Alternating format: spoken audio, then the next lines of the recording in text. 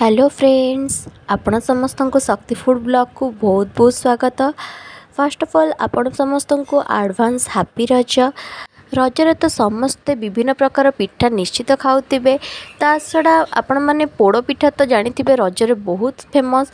तो आपण मैंने सब बड़े बिरी चाउलर पोड़ पिठा तो निश्चित खाई किंतु आज आम एक हेल्थी आउ डिलीशियस पोड़ पिठा बनइबा जोटा को आपण मैंने घरे आराम से बनई पारे बिना किसी झंझटे।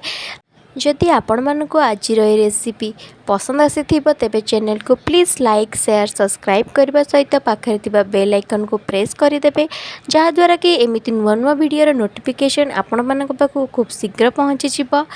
तेबे डेरी न करी चलतु देखि नबा आज एक कखारु पोड़पिठा रेसिपी। पोड़पिठा बनवाई मुझे आगुरी बिरी आ चाउल को बतुरी रखी। ये मो 7 घंटा है पूरा बिरी आ चाउल को बतुरी कि रखी। देखिपे भल भाव यहाँ बतुरी जाठारे मु 2 गिना बिरी आ 1 गिना चाउल को नहीं। बिरीर क्वांटिटी आपण मैंने टी बेसी ने जहाद्वारा कि आम पोड़पिठाटी बहुत स्पंजी है। तापर ये मुझे देखु 50 ग्राम गुड़ नहीं। गुड़ द्वारा पोड़पिठार स्वाद बहुत बढ़िया आसब। तापर आम कखारु पोड़पिठार मेन इनग्रेडिएंट होची कखारु। ये मो कखारु को चोपा छड़ी स्क्वायर टाइप काटिकी नहीं जाइए। तापर पोड़पिठार भल टेस्ट आउ बहुत बढ़िया फ्लेवर आनापी ये मुझे किसी नड़िया कोरा को नहीं, छोट छोट खंड नड़िया को नहीं। एमती डेकोरेशन करने किसी पतला साइज नड़िया को नहीं। सहित गुजराती गोलमरीच आ कि चेरी को नहीं। पोड़पिठा बनवाई ये मुझे रिफाइन तेल यूज करी। जदि आपण मानक पाखरे मेल्टेड बटर थी तो आपण मैंने ताहाकू मध्य नहीं पारे कि देसी घी को मध्य आपण मैंने यूज करें। प्रथमे ब्लेंडिंग जार रे बिरी को दे ताको गोटे स्मूथ पेस्ट बनई नबा। बिरी को पेस्ट करने समय आपण मैंने बेसी पानी देबेनी, आवश्यकता अनुसार कम पानी देले मध्य बिरी को भल भाव में आपण मैंने पेस्ट करि परिबे। बेसी पानी देले बिरी पानी हो जावा सहित आम पोड़पिठाटी कंचा मध्य रही जिवो, सेति पई आपण मैंने देखिकी पानी देबे। सांग मैंने आप देखिपे बिरी बटाटी आमर केते चिकन देखा जाउछ, बहुत स्मूथ मध्य अच्छी। एबे यहाकू अन्य एक जगह को ट्रांसफर करी एथिरे आमे चाउल देई ताकू भी मध्य स्मूथ गोटे पेस्ट बनै नबा। चाउल को पेस्ट करने पूर्व आम जो बिरी को बाटिकी रखी ताकू मु गोटे जगह को ट्रांसफर कर नौची। आबे देखो गोटे डायरेक्शन में मु 5 ରୁ 6 मिनिट जाए भल भाव में फेंटी दूची। यह द्वारा आम बिरीटी फ्लपी हो पिठा बहुत स्पंजी हो। तापर सांग मैंने से सेम ब्लेंडिंग जार रे मु जो चाउल बतुरेकी रखी से चाउल सबको एबे दे दूची आ तार मध्य गोटे स्मूथ पेस्ट बनै नौची।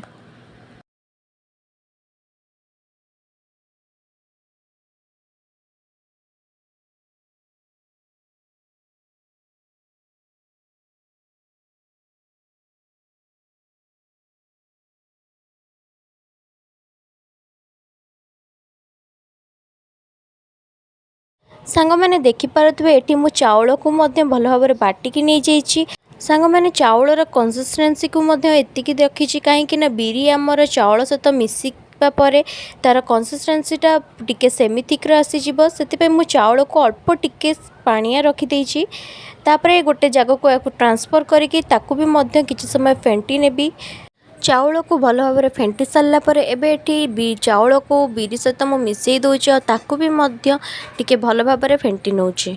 देखिपे ये चाउल और बिरी भल भाव में मिसी साराणी। एबे यह साइड कर नेक्स्ट प्रोसेस स्टार्ट करवा। एटी कड़ई को मु गरम होगा छाड़ी देइथिली। कड़ई हल्का गरम हो सारा पर आम काटिकी रखी कखार को देदबा आ सेथिरे अल्प टिके लूण आ अल्प टिके पानी दे ताकू भल भाव में सिझिबा छाड़ीदबा। कखारु को सिझापी छाड़बार ये मोर 5 मिनिट हो गला। देखिपे सांग मैंने कखारुटी भल भाव में सिझी एवं यह ठंडा कर ब्लेंडिंग जार रे मुझे दूची और गोटे चिकन पेस्ट बनई नौची। देखो सांग मैंने एठी आम कखारुर पेस्ट भल भाव में रेडी हो जाए। ब्लेंडिंग जार काढ़ी आम जो बिरी चाउल बटा रखी से मिसई नबा और भल भाव में फेंटी नबा। देखिपे ये बिरी चाउल बटाटी केते सुंदर फुली और केते फ्लॉपी मध्य देखा जाउची। एबे एथिरे कखारू को जो आमे बाटिकी नेइथिले ताहाको एबे मिसेइ नबा। कखारू बटाକୁ देई सारला परे एबे सेथिरे गोटे चामच गुजराती और गोलमरिचर पाउडर को दे दोची। आवश्यकता अनुसार एटी मो गोटे चामच लूण को दोची। तापरे एटी जो गुड़ नेइथिले ताको भी मध्य हाथ साहाय्य भांगी भांगी की दे दोची। एई सब को भल भाबरे मिसेई नेबा।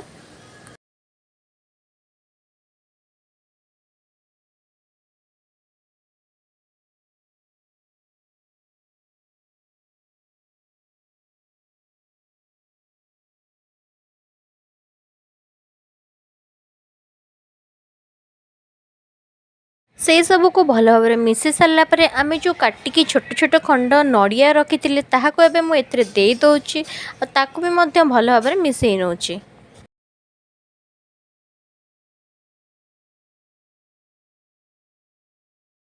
सबको मिसि सारा पर यह एबे साइड करदेबा। एबे चलतु पूरा प्रस्तुत करनेबा। पूरा प्रस्तुत करने ये मु कड़ई को गरम हवा को छाड़ी देइतिली। कड़ई हल्का गरम हो सारा पर एथिरे जो बाकी रखि गुड़ सबको मु दे दोची। गुड़ को किछि समय मेल्ट हवा को दे दोची। गुड़ एठी भल भाव मेल्ट हो सारा पर आम कोरिके रखि नड़िया को एठी मु दे दोची और ताको भी मध्य भल भाव भाजी न जाउची। जेमति कि गुड़ और नड़िया भल भाव मिसि जिबा सहित सेथिरे तिबा पानी अंश मध्य मरीजिव। पूरा रे भल फ्लेवर आसे एबे सेथिरे मु गोटे चमच गुजराती और गोलमरिचर पाउडर दे दोची और सबको भल भाव मिसि सारा पर एठी हमर पूरा मध्य भल भाव रेडी हो जाइची। तापरे नेक्स्ट किंबा लास्ट प्रोसेस को आम स्टार्ट करवा जोटा कि होची पिठा को पोड़ीबा। पिठा पोड़ीबा पई एठी मु देखंतु प्रेशर कुकर यूज करूची। प्रेशर कुकर रे प्रथमे एमती चारिपट साइड रे कदली पत्र को रखी सेथिरे तेल जो रिफाइन तेल आम नेइथिलु सेहीटा को मु देई दोची और सबुआडे भल भाव स्प्रेड करिकी लगे नेउची। देखो सांग मैंने आपण मैंने जदि प्रेशर कुकर किंबा कड़ई रे पोड़पिठा बनाउछन्ती तेबे एहाकु भल भाबरे पोड़पिठा बनेबा आगरु एमती सबुआडे तेल को स्प्रेड करि नेबे जहाँद्वारा कि कड़ई रु किंबा प्रेशर कुकर रु पोड़पिठाटी भल भाबरे पोड़ी हेबा सहित भल भाबरे छाड़ी मध्य जीव। एठी मु भल भाबरे तेल को लगे सारला परे आमे जो पिठो आण बनैतिले ताहाको एबे फास्ट मु देई दोची। तापरे गोटे लेयर दे सारा पर एबे मु सेतिरे किछि पूर को मध्य दे दोची। पुणी आउ थरे किछि पिठो को दे दोची। एमती करिकी दुईटा किंबा तीनटा लेयर बनै नेबे। एटी मोर तीनटा लेयर मु बनै नेछि।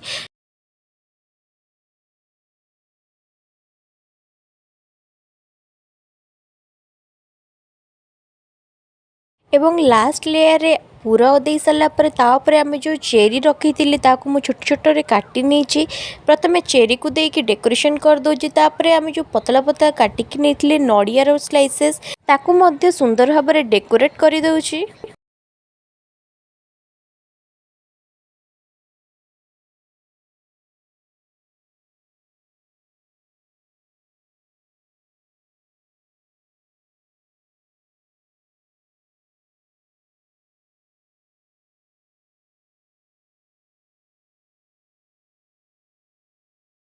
देखिपारे सांग मैंने पोड़पिठाटी केते सुंदर देखा जाउची। एबे पिठा को पोड़िया पई एहाकू गैस ऊपर बसे गैस रो फ्लेम को पूरा मीडियम करदेबे। एहाकू आमे 40 मिनिट पर्यंत भल भाव में बेक करिबा। सांग मैंने मन रखिथिबे जे प्रेशर को लीड देबा पूर्व आपण मैंने प्रेशर कुकर व्हिसिल को खोली देबे। तापरे जांकी प्रेशर कुकर लीड को बंद करिबे। सांग मैंने प्रेशर कुकर बंद करिवार एबे एटी 40 मिनिट हो गलानी। एबे एहार लीड को बहुत केयरफुली भाव में खोलिकी पोड़पिठा को चेक कर नबा। देखिपारे सांग मैंने पोड़पिठार कलर टी केते सुंदर देखा जाउची। एहाको एबे मु गोटे छुरी साहाय्य देखंतु प्रथमे मझिरो तापरे साइड रू मु चेक कर नउची। पिठोर किछि भी अंश छुरी रे लागुनी ता माने जानि पारतो एटी पोड़पिठाटी बहुत परफेक्ट हो जाइची।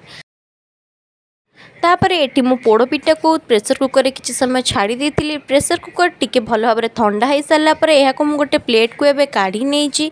सांग माने देखि पारतो कि पोड़पिठाटी सबुआडू केते सुंदर भाव में पोड़ी हो जाइची। उपरू आ तळू साइड आडू सबू आडू भल भाव में पोड़पिठाटी हमर पोड़ी होकी रेडी हो जाइची। आपण माने एई भली पोड़पिठा घरे निश्चित बनातु। एहा देह पय बहुत हेल्दी मध्य। जदि आज ये पोड़पिठा रेसिपी आपण मानक पसंद आसीथिबो तो चैनल को लाइक शेयर सब्सक्राइब करने सहित आपण माने पाखरे थिबा बेल आइकन को प्रेस करिनेबे जहाँद्वारा एमिति नुआ नुआ वीडियो रेसिपी नोटिफिकेशन आपण मानक पाखु खूब शीघ्र पहुँची जिवो। जदि रेसिपीटी आपण मानक पसंद आसीथिबो तेबे कमेंट करने को आपण माने जम्मा भी भूलिबेनी।